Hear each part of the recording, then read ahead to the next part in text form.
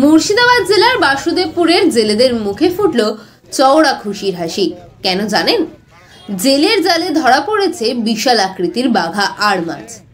আর এই বিশাল আকৃতি মাছের দাম বাসুদেবপুর বাজারে উঠল কেজিতে 600 টাকা। আর এই মাছ কিনতে বাজারে ভিড় জমালো সাধারণ মানুষ। গঙ্গার মাছের স্বাদই আলাদা, তার উপর আবার 26 কেজি হলো তো কোনো কথাই নেই। বাসুদেবপুরের মাঝিদের জালে ধরা পড়ে এই বাঘা আড় মাছটি। 10-12 জন মাঝি মিলে গতকাল রাত্রে মাছ ধরতে গেছিল গঙ্গায়। জাল ফেলতেই ধরা পড়ে এই বাঘা আড় মাছটি। সেই 10-12 জন মাঝি মিলে অনেক কসরত করে কোনো রকমে মাছটিকে নৌকায় তোলে। তারপর সেটিকে নিয়ে আসা হয় বাসুদেবপুরের বাজারে। সেখানে নিলামে কেজি প্রতি মাছটির দাম ওঠে 600 টাকা। আর তাতেই চওড়া হাসি ফুটে ওঠে মাঝিদের মুখে। আর এই মাছ দেখতে বাজারে ভিড় জমিয়েছে সাধারণ মানুষ। শুরু হয়ে যায় মাছের সাথে সেলফি তোলার হিড়িক।